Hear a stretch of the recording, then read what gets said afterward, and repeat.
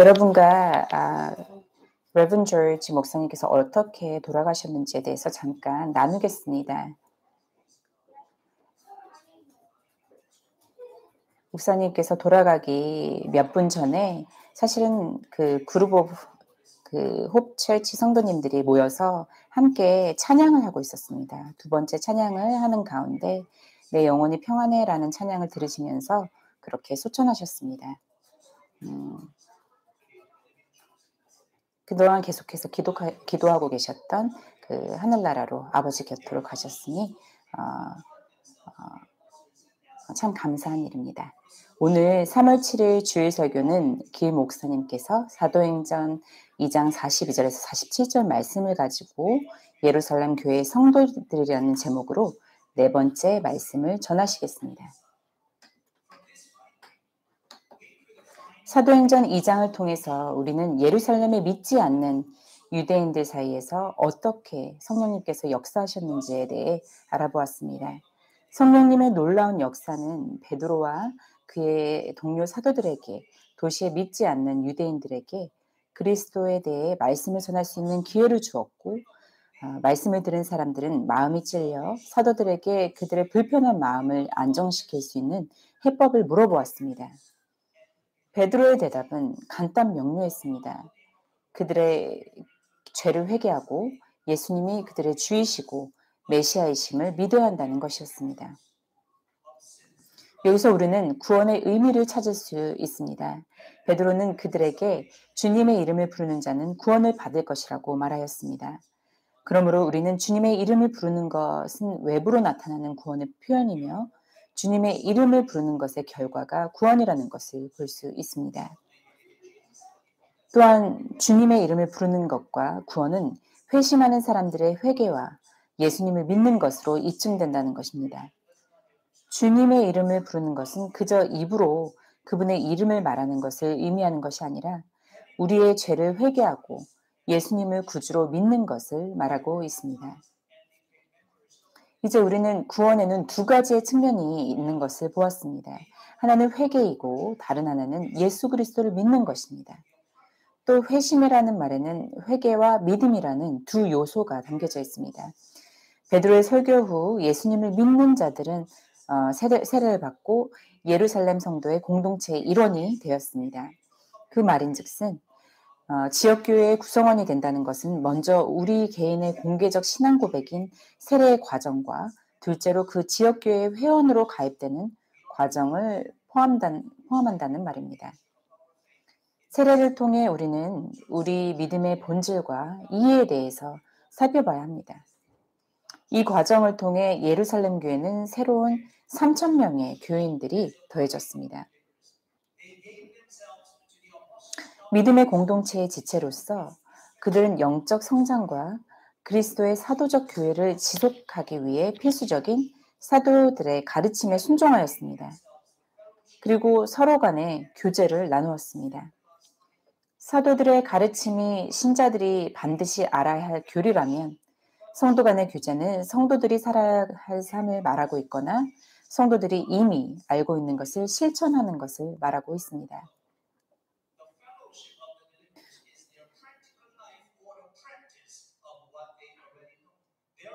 저는 오늘 먼저 기독교인의 교제에 대하여 조금 더 다루고 그 뒤에 성찬에 대해 깊게 나눠보겠습니다.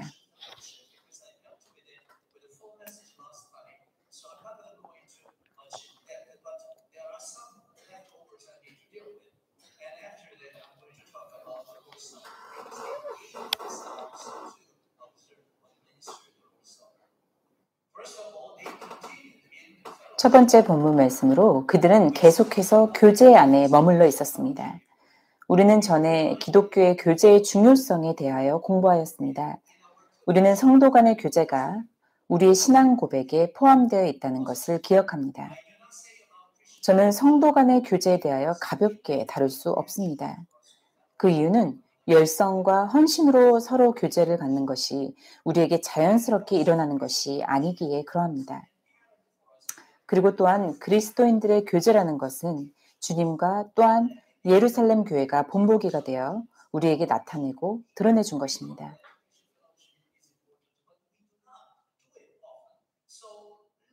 그것이 중요하다는 것을 알지만 우리가 자주 행하지는 않습니다. 왜 그렇게 어렵게 느껴지는지를 한번 살펴보겠습니다. 첫 번째로 저는 성도의 교제의 어려움과 도전에 대해서 먼저 다루고자 합니다. 우리는 근본적으로 이기적인 존재들이며 다른 사람들 때문에 짐을 지게 되는 것을 좋아하지 않습니다.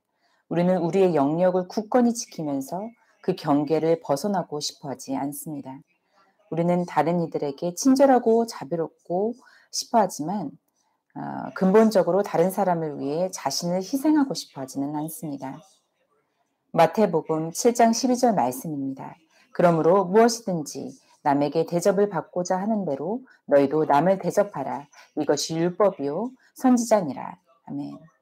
아마도 이 말씀은 다른 이들을 향한 우리의 마음과 태도를 바로잡아주는 가르침일 것입니다. 천성적으로 우리는 자신의 것에만 관심을 가집니다. 하지만 이것은 주님의 명령입니다. 우리는 서로 간에 다른 이들을 위해 자신을 드릴 준비가 되어 있어야 한다는 명령을 받았습니다. 그것은 다른 이들의 이익을 위한 것이지만 동시에 우리 자신을 위한 것이기도 합니다.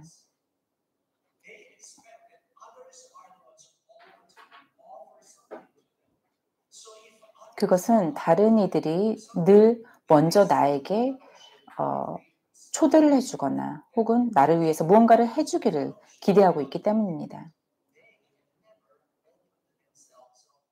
그러나 그 자신들이 자신을 먼저 섬겼다는 것을 섬겨야 한다는 것을 깨닫지 못하고 있었던 것입니다.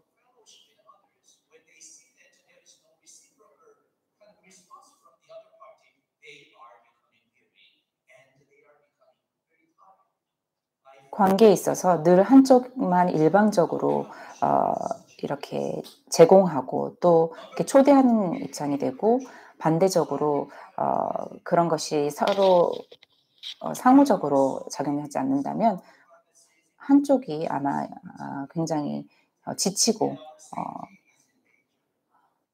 예, 지치게 될 수 있습니다. 우리는 사생활을 중시하는 문화에 살고 있습니다. 곳곳에서 개인의 비밀과 신분마저 도용되고 남용되는 일들이 매우 빈번히 일어납니다. 우리의 안전이 위협당하고 있습니다. 그에 대한 두려움으로 우리는 주변의 벽을 더 높이 쌓고 우리 개인 공간에 그 어느 누구도 들어오는 것을 허용하려 하지 않습니다. 이렇게 문화적으로 배양된 두려움은 심지어 성도의 공동체 안에서도 작용하고 있습니다.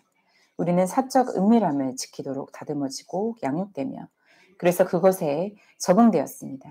우리는 다른 지체들과 사적으로 깊은 단계의 교류나 교제를 나누기를 꺼려합니다. 그래서 성도의 공동체는 조각조각 나누어져 하나됨을 찾기가 매우 어렵습니다. 신자들은 쉽게 개인주의자가 되고 있습니다. 우리는 매우 자주 주기도문이 하나님께 하늘에 계신 우리 아버지여 라는 고백으로 시작됨을 잊어버립니다. 하나님께서 우리의 아버지이시며 우리는 한 가족입니다. 그럼에도 불구하고 우리는 나누어집니다. 분리되어집니다. 우리에게 필요한 것은 서로 교통하는 공동체 정신입니다. 우리는 서로를 돕고 북돋아주며 사랑해야 합니다. 세대 간 화합과 교류도 역시 중요합니다. 어린 자녀들이 믿음의 선배들과 함께 교제하며 성장하여 그 속에서 그들의 영적 선배들을 보고 배우며 자연스러운 발전과 성장을 이룰 수 있을 것입니다.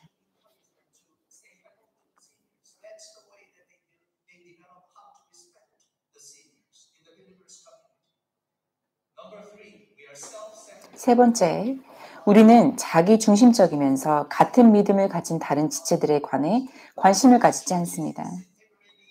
간단히 말해 우리는 성도 간의 교제에 대한 중요성을 인식하고 있지 않습니다.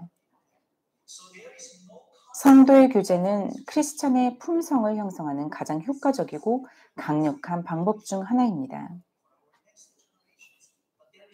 그것은 크리스찬의 교제 안에서 성도들의 겸손함과 이해심, 이타심, 다른 이들을 향한 관심과 참사랑, 큰 마음, 그리고 하나님에 대한 믿음이 성장할 수 있기 때문입니다.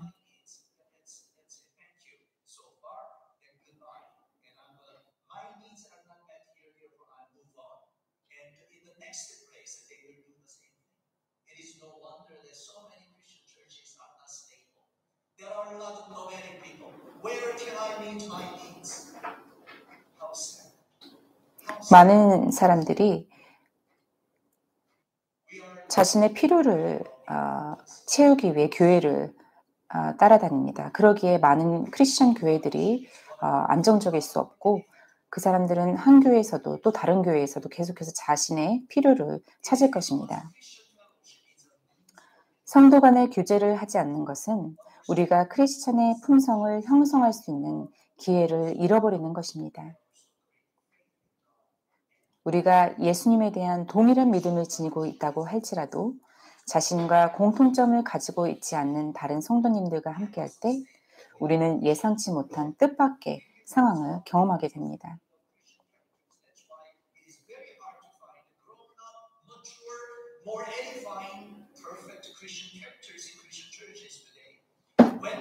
이와 같은 경험들은 우리의 까다롭고 까탈스럽고 모나고 각진 성격을 매끄럽게 다듬기 위해 하나님께서 미리 예비하신 수단입니다.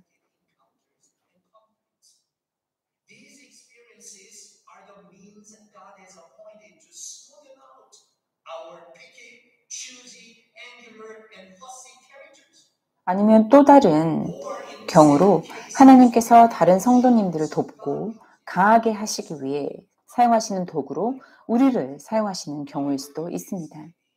어떤 경우에서든 주님은 성도의 교제를 통해 우리를 그분과 같게 빚어주십니다. 우리 모두는 좋은 인간관계를 유지하는 것에 어려움을 이해하고 있습니다. 우리는 우리 자신과 달라 보이는 이들과는 잘 어울리지 않습니다. 우리는 또 특정한 사람들과 함께 일하는 것은 거의 불가능하다고 느끼며 그것을 다른 이들에게 털어놓을 때도 있습니다.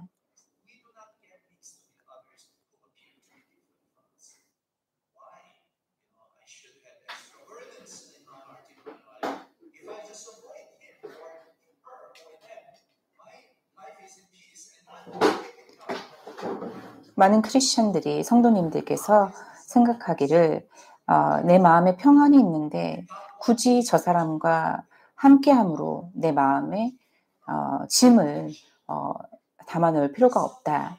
그러고 싶지 않다라고 생각하는 경향이 있습니다. 그러나 서로 다름의 경험이 성도 간의 교제를 막는 장애물로 발전되어서는 절대로 안 됩니다. 다윗은 하나님 앞에 선 하나님의 위대한 사람이었습니다.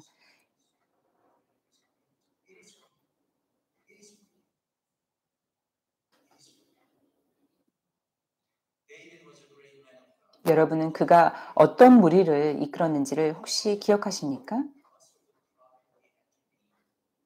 사무엘상 22장 1절에서 2절을 함께 읽어보겠습니다. 사무엘상 22장 1절에서 2절 말씀입니다.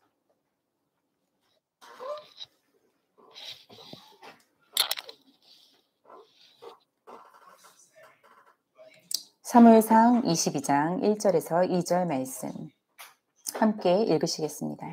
그러므로 다윗이 그곳을 떠나 아둘람 굴로 도망하매 그의 형제와 아버지의 온 집이 듣고 그리로 내려가서 그에게 이르렀고 환난당한 모든 자와 빚진 모든 자와 마음이 원통한 자가 다 그에게로 모였고 그는 그들의 우두머리가 되었는데 그와 함께 한 자가 400명 가량이었더라. 아멘.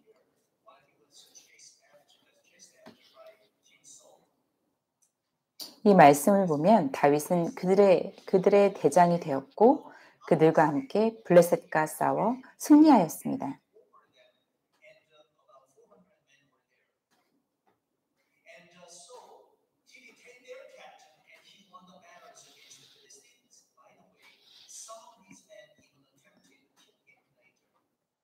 어찌되었든 심지어 이들 중 일부는 나중에 다윗을 죽이려고 했습니다. 다윗을 이스라엘 12부족의 왕으로 준비하신 것은 하나님의 지혜였습니다. 이스라엘은 유다와 나머지 족속들로 나뉘어져 있었습니다. 다윗은 그 누구도 달가워하지 않을 그 계층의 사람들을 이끌며 지도자로서의 갖추어야 할 덕목과 자질을 배웠습니다.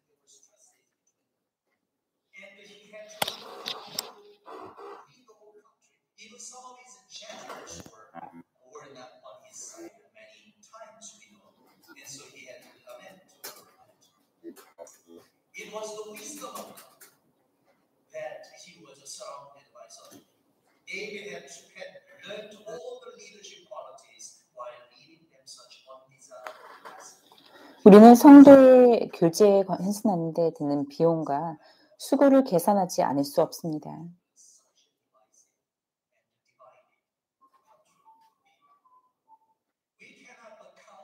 그렇습니다. 동료 성도들과 함께 자라며 성숙해지기를 진심으로 원한다면 거기에는 우리의 수고와 비용이 따르게 됩니다.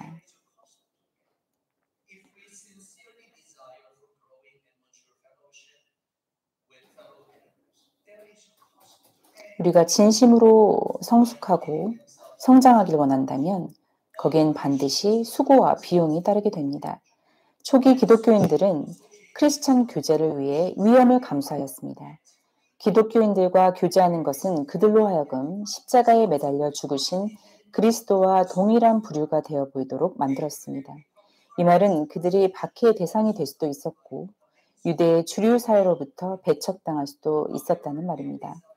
그러나 그리스도의 깃발 아래 하나로 뭉쳐 성도들과 교제를 나누는 것에 대한 그들의 열망은 전혀 줄어들지 않았습니다. 그들은 서로 교제를 나누는 것에 대한 노력을 아끼지 않았습니다.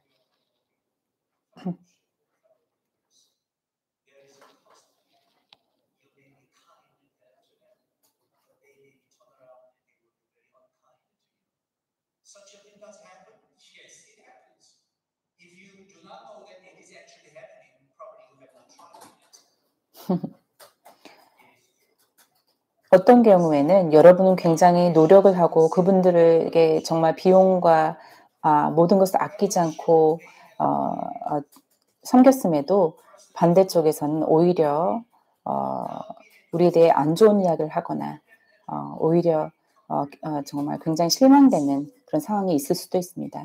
예, 그런 상황들이 있습니다. 만약 여러분이 그런 상황을 경험하지 않으셨다면 아마 노력조차 하지 않았을 것입니다.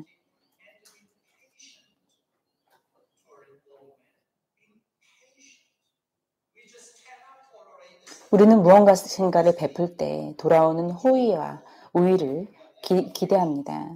하지만 실제로는 그렇지 않습니다.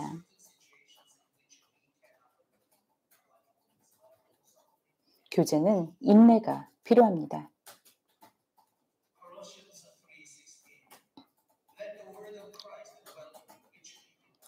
두 번째 초대 교회 기독교인들은 성도의 교제를 매우 중요하게 여겼습니다. 교제는 다양한 형태를 가집니다.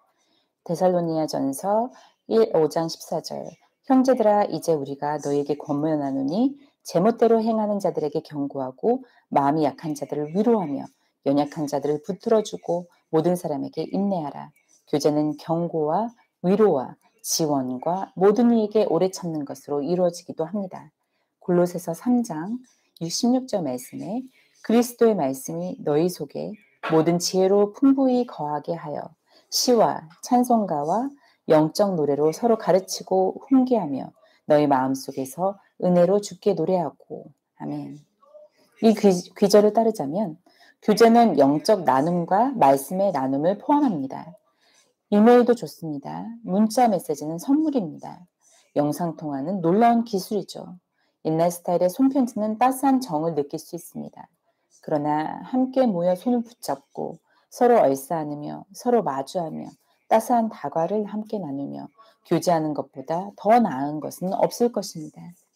서로 직접 같은 공간에 모여서 교제를 나누는 것은 다른 차원의 교제의 질을 제공합니다.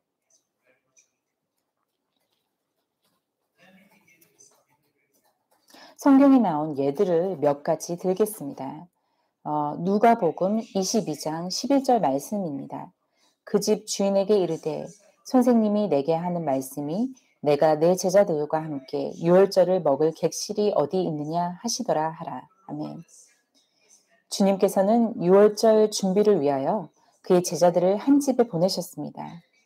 그 집 주인은 유월절 식사를 준비하기 위해 가구가 완비된 큰 다락방을 그들에게 선뜻 내놓았습니다. 이것이 크리스천 교회의 한 형태입니다. 사도행전 12장 12절 말씀을 보겠습니다. 그 일을 깊이 생각한 뒤에 마가라 하는 요한의 어머니 마리아의 집으로 갔는데 거기에 많은 사람이 함께 모여 기도하고 있더라. 아멘. 베드로가 감옥에 곧 갇혔을 때 마가의 부모님의 집이 성도들의 교제와 기도 모임을 위해 사용되었습니다. 아마 많은 개인이 자신들의 집을 열어 하우스 철치로 사용되었습니다. 누가복음 24장 9절 말씀을 보면 그들이 그분께 강권하여 이르되 우리와 함께 머무소서 때가 저물어가고 날이 이미 기울었나이다 하니 그분께서 그들과 함께 묵으러 들어가시니라. 아멘. 예수님의 두 제자는 엠마오로 가는 길에서 예수님을 만났지만 그분을 알아보지 못했습니다. 저녁이 되었을 때 그들은 예수님을 초대하여 그 밤에 머무시도록 하였습니다. 그들은 길에서 예루살렘에서의 예수님에 대한 이야기를 나누었고 예수님께서는 성경 기록들에서 예수님에 관한 것들을 그들에게 풀어 설명해 주셨습니다. 두 제자들은 친절히 예수님을 청하여 그들과 함께 하룻밤을 묵도록 하였습니다.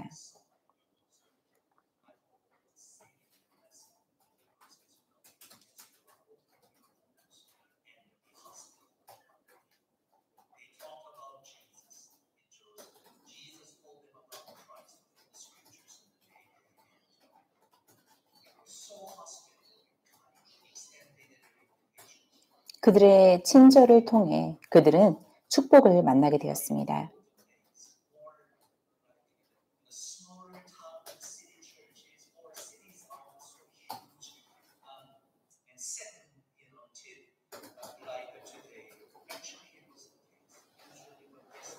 그리고 예수님의 말씀의 가르침을 받기도 하였습니다.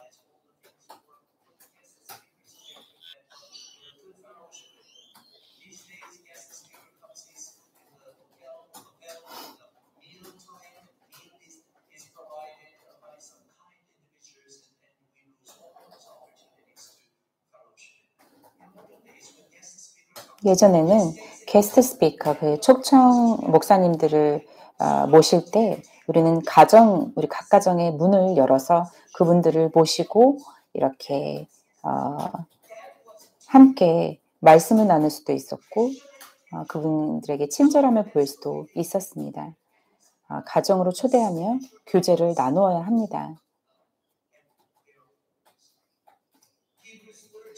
히브리서 13장 1절에서 3절의 말씀입니다. 형제 사랑하기를 계속하고 손님 대접하기를 잊지 말라. 이로써 부지 중에 천사들을 대접한 이들이 있었느니라. 너희도 함께 갇힌 것이 갇힌 자를 생각하고 너희도 몸을 가졌은즉 학대받은 자를 생각하라. 아멘.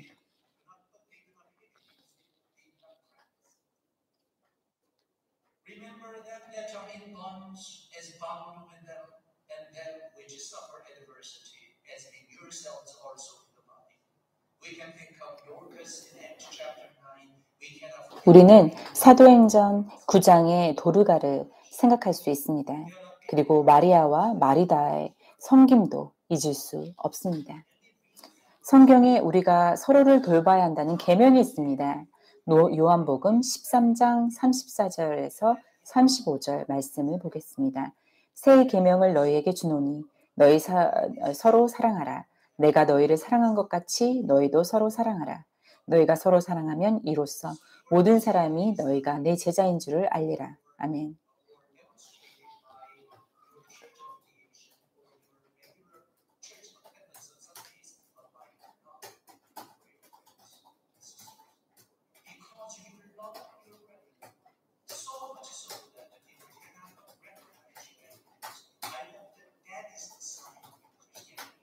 바로 사랑함으로 우리가 그리스도의 제자임이 증명이 됩니다. 요한복음 15장 12절 말씀입니다. 내 계명은 곧 내가 너희를 사랑한 것 같이 너희도 서로 사랑하라 하는 것이라. 이것은 바로 계명입니다. 계명이라는 것은 하나님의 명령입니다. 우리가 반드시 따라야 한다는 뜻입니다. 그리고 자발적으로 또 순종하기를 원해야 합니다. 요한복음 15장 17절 말씀에 내가 이것을 너에게 명함은 너희로 서로 사랑하게 하려 함이라. 로마서 12장 10절에 형제를 사랑하여 서로 우애하고 존경하기를 서로 먼저 하며, 또 로마서 13장 8절에 피차 사랑의 빚 외에는 아무에게든지 아무 빚도 지지 말라. 남을 사랑하는 자는 율법을 다 이루었느니라. 아멘. 로마서 15장 5절 말씀에 이제 인내와 위로의 하나님이 너희로 그리스도 예수를 본받아 서로 뜻이 같게 하여 주사. 아멘. 로마서 15장 7절에 그러므로 그리스도께서 우리를 받아 하나님께 영광을 돌리신 것 같이 너희도 서로 받으라. 아멘. 갈라디아서 5장 13절 말씀, 형제들아 너희가 자유를 위하여 부르심을 입었으나 그러나 그 자유로 육체의 기회를 삼지 말고 오직 사랑으로 서로 종노릇하라. 아멘. 우리가 다른 이들과 교제하지 않는 가장 단순한 이유는 우리가 그들을 사랑하지 않기 때문입니다.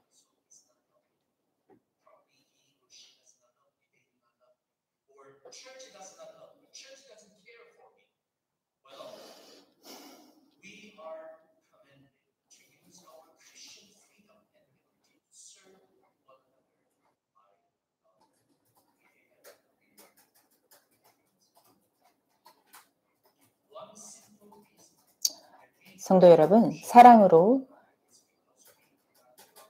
서로를 섬겨주시길 바랍니다.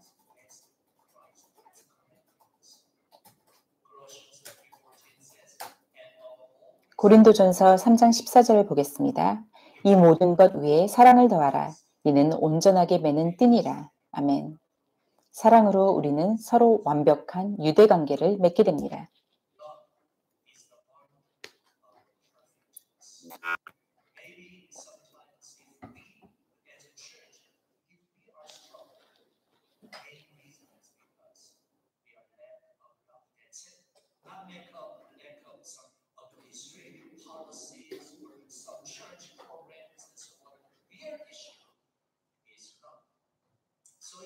우리가 교회 안에서 때로 어려움을 겪는다면 그것은 교회의 어떤 폴리시가 부족해서가 아니라 사랑이 부족하기 때문입니다. 바로 사랑의 부족 때문입니다.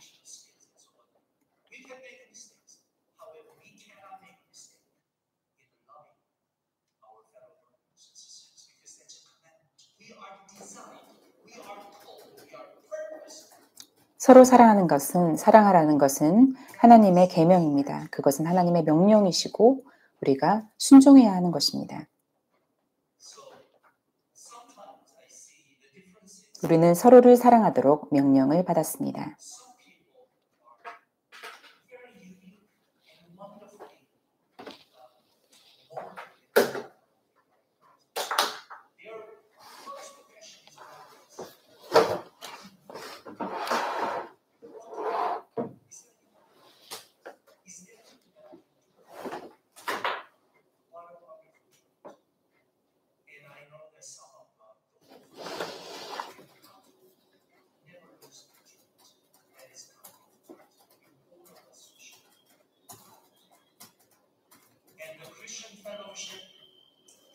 셋째로 그리스도인들 간의 교제를 더욱 넓혀서 우리 교회 안에서 보다 건강하고 건전한 교회 공동체를 구축할 수 있습니다.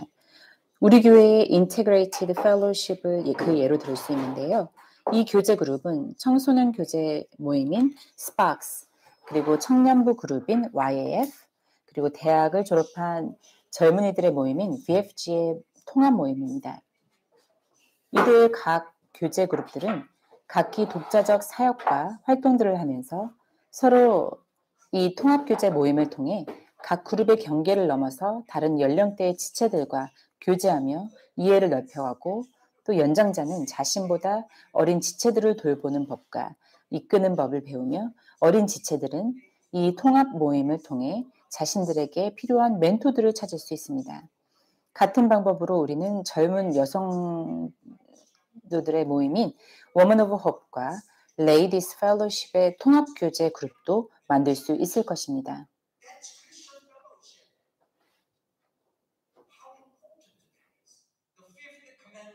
십계명의 다섯 번째 계명은 내 부모를 존경하라입니다. 이것을 우리 기독교인의 삶에 적용해 본다면 이 계명은 젊은 자들과 나이 든 어른들과의 관계로 확대 적용할 수 있을 것입니다.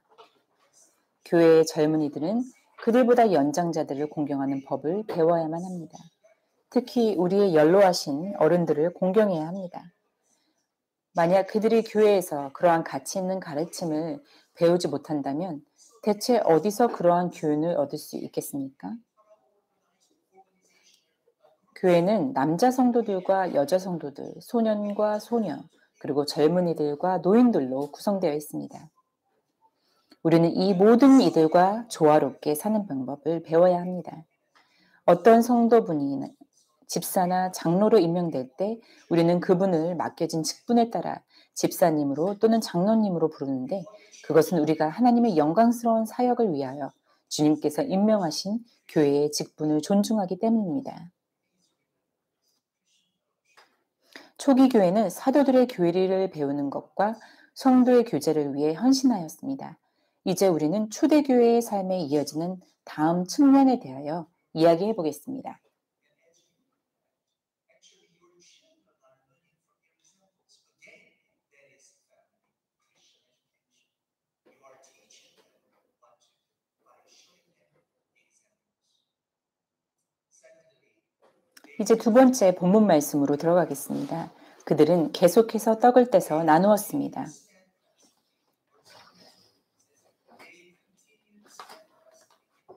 그들이 흔들리지 아니하며 떡을 떼며 이것은 성찬식을 가리키고 있습니다. devoting themselves faithfully. That is the meaning of it. And here, breaking of the bread, or the Lord's Supper, or something else that is being said. First of all, the Westminster 첫 번째 웨스트민스터 신앙 고백을 통해 우리는 성찬에 대하여 배울 수 있습니다. 29장 성찬식에 대해 1항은 이렇게 말하고 있습니다. 인용합니다. 우리 주 예수께서는 잡히시던 밤에 주의 만찬이라 불리는 그의 몸과 피로 성례를 제정하셔서 이 성찬을 그의 교회에서 세상 끝날까지 지키도록 하셨다. 성찬의 의미는 신자들로 하여금 그리스도의 죽음을 영구히 기억하게 함이고 신자들에게 그의 죽음의 혜택이 임한다는 보증의 표요. 그리스도 안에서 그 신자들에게 영적 양식이 공급되어 자라게 한다는 것이고 그들이 행해야 할 의무에 헌신한다는 것이고 신자들이 그리스도로 더불어 교통을 가지도록 매는 줄과 보증이고 그리스도의 신비로운 몸의 지체들로서 신자들끼리 가지는 교통이다. 인용을 마칩니다. 그리고 또 교회에 대한 25장 4항은 이러합니다. 인용합니다. 이 보편적 교회는 식별되는 정도가 어떤 때에는 더하기도 하고 어떤 때에는 덜하기도 한다. 그것은 그 지체라고 할 수 있는 각 교회의 상황으로 알려진다. 또한 그것의 지체들인 각 교회들은 그것들 안에서 복음의 교리가 가르쳐지며 받아들여지고 규례들이 집행되고 공적 예배가 행해지는 순결성의 정도에 따라 더 순결하기도 하고 덜 순결하기도 하다. 인용을 마칩니다. 이 신앙 고백에서 우리는 교회에 두 성례를 행해야 한다는 것을 알게 됩니다. 성찬식은 그 두 성례 중 하나입니다. 교회는 하나님의 말씀이 설교되고 이 성례들이 행해지는 것으로 정의되어집니다. 초대교회는 정기적으로 성찬을 기념하였습니다. 둘째로 그러나 떡을 뗀다라는 것이 언제나 성찬식을 가리키지는 않습니다. 이 표현이 단순히 식사를 가리킬 수도 있습니다. 예를 들어 사도행전 27장 35절 말씀에 이렇게 말하고 그가 빵을 취하여 그들 모두 앞에서 하나님께 감사드리고 그것을 떼어 먹기 시작하매 아멘. 이 구절에서 바울은 폭풍으로 고통받는 지치고 배고픈 선원들을 격려하며 그들로 하여금 음식을 먹도록 하였습니다. 바울은 하나님께 음식에 대한 감사를 드리고 빵을 떼었습니다. 이곳에서 떡을 떼는 행위는 보통의 식사와 다르지 않습니다. 때때로 떡을 떼는 것과 음식을 먹는 것이 같은 의미라는 것은 별로 놀랍지 않습니다. 그것은 주님의 성찬이 사실 주님께서 제자들과 함께 하신 최후의 만찬의 일부였기 때문입니다. 주님과 제자들이 함께 식사를 하는 도중에 주님께서는 특별한 의미를 두고 떡을 떼는 성찬식을 명하셨습니다. 본문 46절은 떡을 떼는 것과 음식을 먹는 것 사이의 관계를 보여줍니다. 함께 잘 읽어보겠습니다. 날마다 마음을 같이하여 성전에 모이기를 힘쓰고 집에서 떡을 떼며 기쁨과 순전한 마음으로 음식을 먹고 아멘.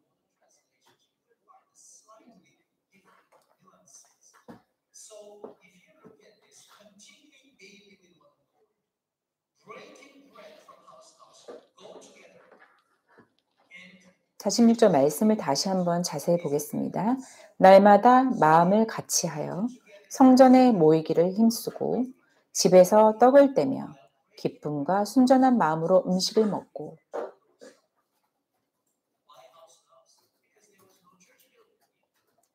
그때 당시에는 교회가 없었기 때문에 교회당이라는 교회당이 없었기 때문에 집에서 집을 전전하며 그렇게 함께 성찬식을 행해왔습니다.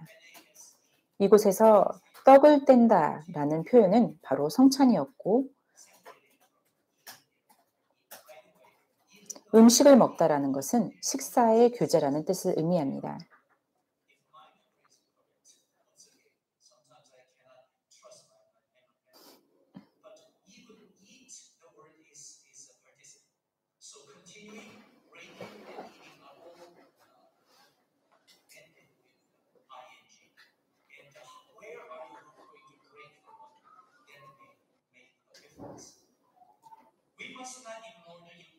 우리가 지금 주일 예배 후 함께 식사할 수 없고 또 심지어 집에서 모이는 것에도 제한이 있어 그것을 따라야 하지만 우리는 성도의 공동체 안에서 음식을 나누고 함께 식사의 교제를 하는 것에 대한 중요성을 무시해서는 안 됩니다.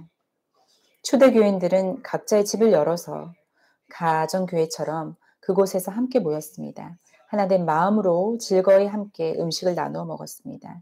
저는 이와 같은 사역이 우리 교회에서도 잘 행해지기를 권고합니다. 여러분께서 사정이 되신다면 집을 오픈해서 다른 성도님들을 초대해서 성도의 교제를 나누고 성경 공부를 하셔야 합니다.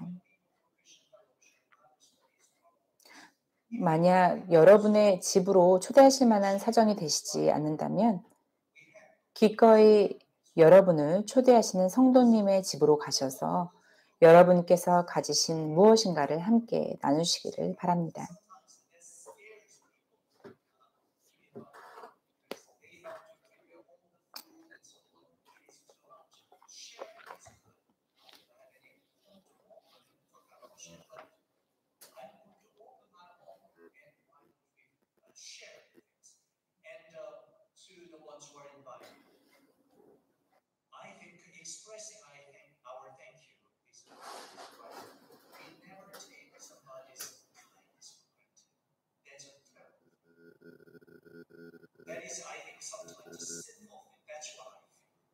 There has to be gratitude and thankfulness. So thank you proper. So don't take somebody's labor of love to be simple labor, but let it be really a Christian labor of love for you. That is your.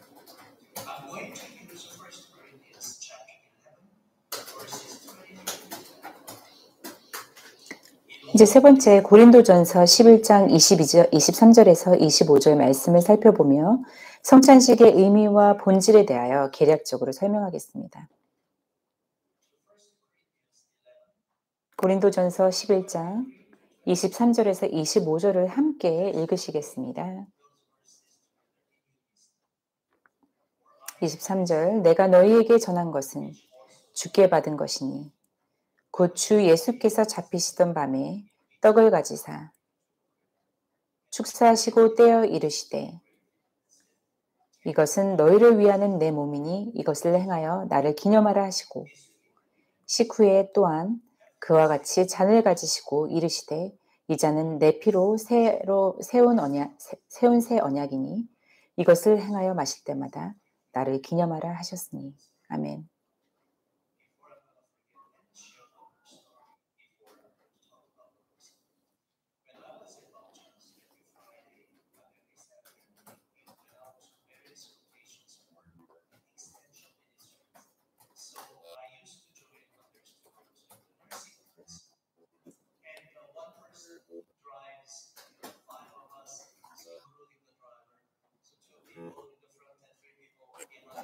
So when we come back, always we share the expenses for the petrol cost. At first, as a Asian, it was pretty much a cultural shock. Whether there are 5 people, 1 person, you still have to drive. And wow, we just had the ministry, and you are expecting us to just very 에피소드를 하나 나누겠습니다. 제가 미국 공부할 때 금요일 날 늘 이제 함께 나가서 그 말씀을 전하고 또 함께 교제하는 일을 하였습니다. 그때 저는 이제 널싱홈, 그러니까 양로원, 또 양로원에 이렇게 찾아가는 일을 했었는데 그때 한 4-5명이 한 차에 이렇게 나눠서 함께 갔습니다. 그때 늘 그 페트롤 그 차 그 경비를 비용을 그렇게 5명이든 4명이든 함께 나눴는데 그때 당시 시아인의 그러니까 생각으로는 1명이 타든 5명이 타든 어차피 차의 경비는 똑같이 들 텐데 왜 굳이 이거를 이렇게 나눠내야 할까? 너무 계산적이다라는 생각이 들었었습니다.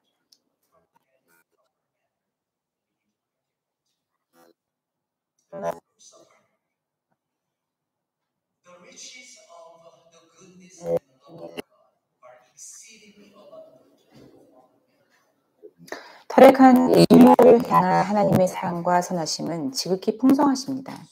인류는 에덴 동산에서의 완전한 행복으로부터 죄로 인한 완전한 절망으로 떨어졌습니다. 그러한 인류를 위해 하나님께서는 은혜의 언약을 내려주셨고 그 아들의 피로 그 언약을 확고히 세워주셨습니다. 고린도전서 11장 25절을 보면 예수님께서는 이 언약을 새 언약이라고 하셨습니다. 예수님께서 그분의 보혈로 세우신 이 위대하고 영광스러운 주님의 성찬의식에 참여하는 것은 진실로 명예로운 특권입니다. 이러한 성례를 제정하신 분은 주님 자신이십니다. 그러므로 오직 그분만이 그분의 교회에서 성례를 명할 수 있는 권위와 그분만이 특별히 세울 수 있습니다.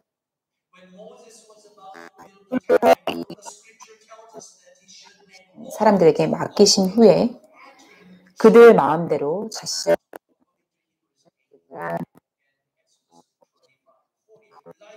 돌볼 수 있도록 지시하십니다.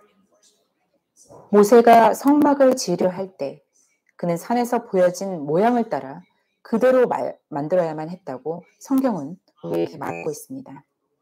이와 같이 바울이 우리에게 고린도서에 대하여 알려줄 때 그는 주님께 받은 이외에는 어떠한 것도 전하지 않았습니다. 그래서 23절 말씀에 이르기를 내가 너희에게 전한 것은 주께 받은 것이니 라고 말하였습니다. 예수님께서 이 성례를 지키라 명하셨던 때는 예수님께서 잡히셨던 밤이었습니다. 23절 후반부에 이르기를 곧 주 예수께서 잡히시던 밤에 라고 하였습니다. 그분께 죽음이 가까이 왔을 때 그리고 자신이 장차 당하시고 행하실 모든 것을 다 알고 계셨던 주님은 이 성례를 명하셨습니다.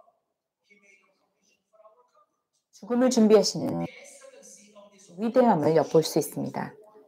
주님께서 있는 상황 속에서도 주님은 우리를 위한 위로를 준비하고 계셨습니다. 이 성례의 위대함은 우리의 영적 데 쓰여야 합니다. 지혜롭고 진지한 사람이 죽어갈 때 하게 되는 생각들은 중요하고 큰 일들일 것입니다.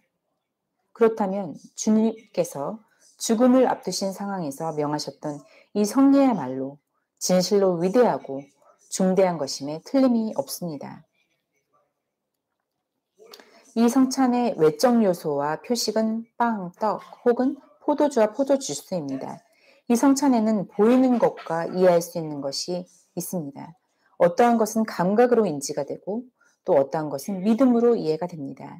성례들은 우리의 이해를 돕는 안경이며 그리고 우리가 기억할 수 있도록 기념하는 기념물입니다.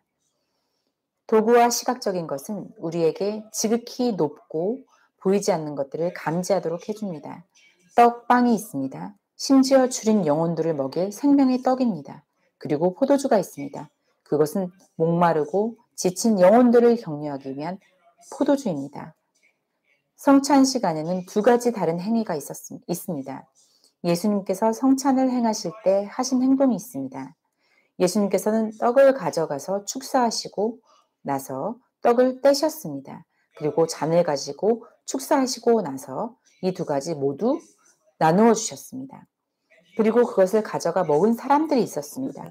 그리스도는 주신 분이면서 동시에 그분은 그 선물 자체이셨습니다. 그리스도께서 사랑으로 베푸실 때 믿는 자들은 기쁨과 감사로 그것을 받아야 합니다. 떡과 포도주에는 신비가 있습니다. 예수님께서 이것은 나의 몸이다 라고 말씀하셨습니다. 그리고 이 잔은 내 피로 세운 새 언약이다 라고 말씀하셨습니다. 그 떡이 그리스도의 진짜 몸으로 또 포도주가 그분의 실제 피로 변한 것이 아니었습니다. 제자들이 예수님께서 그들과 함께 식사를 할 때 그분의 실제 몸을 먹였겠습니까? 그분의 진짜 피를 마셨겠습니까? 피는 그분의 몸속에 핏줄 속에 있었지 그 잔 속에 들어있던 것이 아니었습니다. 제자들이 그리스도의 진짜 몸과 피가 떡과 포도주와는 완전히 다르다는 것을 보지 못했을까요? 유한한 몸이 천국과 지상에 특히 수많은 장소에서 동시에 성찬이 거행될 때 그분의 몸이 동시에 그 모든 곳에 존재할 수 있겠습니까? 할례가 언약이라 불리우는 것과 마찬가지로 떡도 그리스도의 몸이라고 불리는 것입니다. 창세기 17장 10절 말씀을 보면 너희 중 남자는 다 할례를 받으라. 이것이 나와 너희와 너희 후손의 사이에 지킬 내 언약이니. 아멘. 그러나 할례는 언약이 아니라 언약의 징표와 봉인이었습니다. 로마서 4장 11절 말씀입니다. 그가 할례의 표를 받은 것은 무할례 시에 믿음으로 된 의를 인친 것이니 이는 무할례자로서 믿는 모든 자의 조상이 되어 그도 의로 여기심을 얻게 하려 하심이라. 아멘. 이같이 성찬의 잔이 새 증거 또는 언약이라 불리는 것은 이것이 언약 자체라는 말이 아니라 언약의 표시와 봉인이라는 말입니다. 성찬식이 적용되는 특별한 대상들이 있었습니다. 그리스도께서는 고린도전서 11장 24절에서 그들이 누구인지를 선언하시며 이 성례가 의미하는 것들이 곧 너희를 위하여 찢긴 내 몸이니 라고 선언하셨습니다. 그것은 그리스도의 뜻에 따라 성찬에 참여하는 신자분들은 그분의 죽음의 열매들과 고통들을 그들 자신 안에 특별하게 적용하여야 합니다. 그것이 바로 정확히 마태복음 1장 21절에 선포된 예수님의 이름의 의미입니다. 그녀가 아들을 낳으리니 너는 그의 이름을 예수라 하라. 이는 그가 자기 백성들을 그들의 죄들에서 구원할 것이기 때문이라 하니라. 아멘. 그러므로 우리가 그 떡을 막을 때 주 예수님께서 우리를 위하여 죽으셨다. 아멘. 그리고 또 예수 그리스도께서 우리를 위하여 그분의 보혈을 흘리셨다. 아멘이라고 고백할 수 있습니다. 주님의 성찬에 참여하는 것은 성도의 의무입니다. 고린도전서 11장 24절에서 이것을 행하라 라고 명하셨습니다. 이것은 주님의 성찬을 의미하며 행하라 라고 하신 것은 명령입니다. 그것은 신자들에게 주어진 간단한 명령입니다. 이 성찬으로 하나님을 섬기는 빈도에 대해서는 자주 행하라 라고 하셨습니다. 그러므로 각 교회의 성도님들이 각각의 형편에 따라 그 빈도를 결정하여야 합니다. 해야 할 주어진 성찬의 목표와 목적은 나 그리스도를 기억하는 것입니다. 우리가 성찬식을 행할 때 우리는 주님의 죽음을 기념합니다. 그리고 이 성례의식이 언제까지 교회에서 행해져야 하는지도 역시 주어졌습니다. 그것은 주님이 오실 때까지입니다. 이 성찬에 참여하는 자들은 반드시 이 떡과 잔을 마실 때 주의를 기울여야만 합니다. 27절 말씀에 그러므로 누구든지 주의 이 빵과 이 잔을 합당하지 않게 먹고 마시는 자는 주의 몸과 피에 대하여 죄가 있으리로다. 합당하지 않게 성찬에 참여하는 것은 매우 악한 죄입니다. 그렇게 행하고자 마음 결정하고 또 그렇게 행한 자들의 행위를 죄 없다 하지 않으십니다. 우리는 준비 없이 성찬식에 참여해서는 안 됩니다. 그것은 주님의 희생을 경멸하는 행위입니다. 저는 여러분들이 예배에 늦게 오셨다면 이 의식에 참여하지 않으시기를 권하여 드립니다. 우리는 주님의 몸이 상하시고 보혈을 흘리셨음을 기억함으로 받는 주님의 축복을 위해 반드시 몸과 영혼의 준비를 하여야 합니다.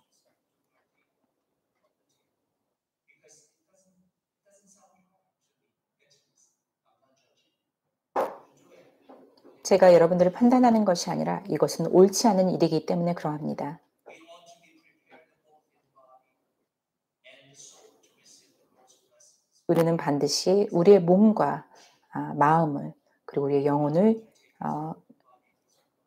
성찬식에 참여할 수 있도록 준비해야 합니다. 그리스도의 몸과 피를 경시하는 패역한 죄를 범하지 않기 위해서 주님의 성찬에 올바르게 참여해야만 합니다. 28절 말씀에 오직 사람이 자기를 살피고 그 빵을 먹고 그 잔을 마실지니 아멘. 성찬에 합당하지 않게 나아오는 자들은 끔찍한 벌을 받게 될 위험이 있습니다.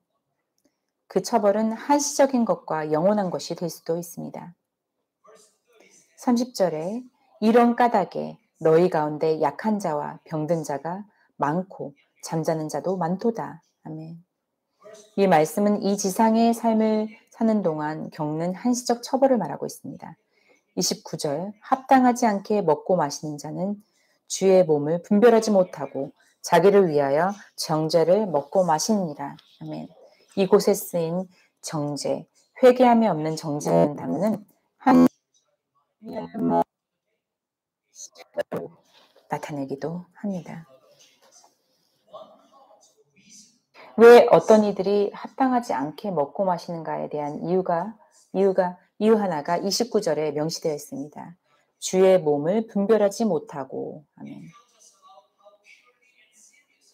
이것은 신자들이 주님에 대한 믿음과 관계에 대하여 얼마나 순수하고 진지하게 생각하여야 하는지를 알려줍니다. 그들은 자신을 살펴야만 합니다. 그래서 자신들의 죄를 고백하고 그러함으로써 자신들의 죄사함을 위한 예수님의 영원토록 값진 희생에 대하여 알아야만 합니다.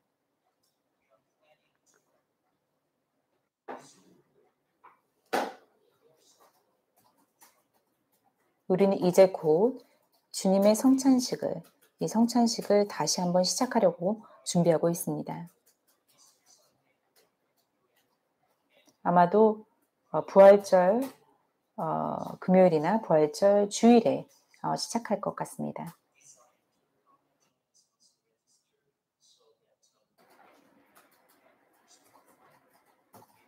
여러분께서 이 주의 성찬식에 참여하기를 원하신다면 미리 교회에 레지스터해 주시길 바랍니다.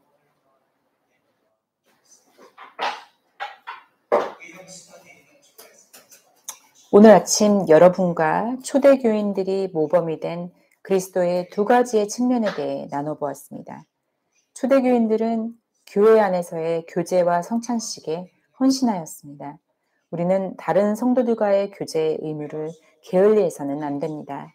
또한 성찬식을 지키는 것에 세심한 주의를 기울일 필요가 있습니다. 어떤 이들은 신앙생활을 오래 하면서도 마음을 뜨겁게 하고 은혜를 경험하는 이 성찬식에 게을리하기도 합니다.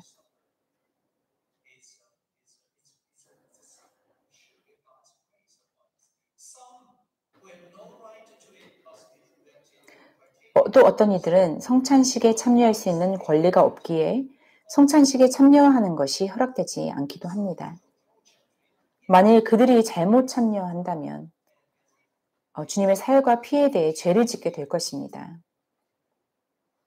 어떤 이들은 잘못된 방식으로 성찬식을 참여하지만 그런 경우는 아주 드물 것입니다.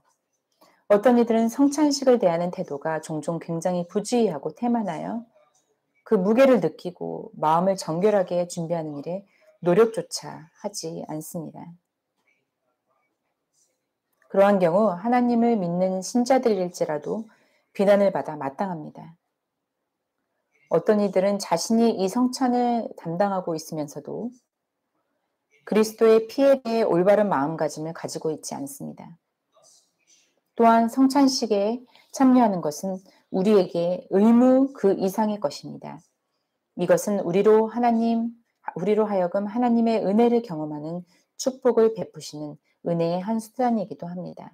따라서 우리는 하나님께서 우리를 위해 예비하신 은혜를 경험하기 위해 성찬식에 참여할 우리 자신을 먼저 준비해야 합니다. 기도하시겠습니다.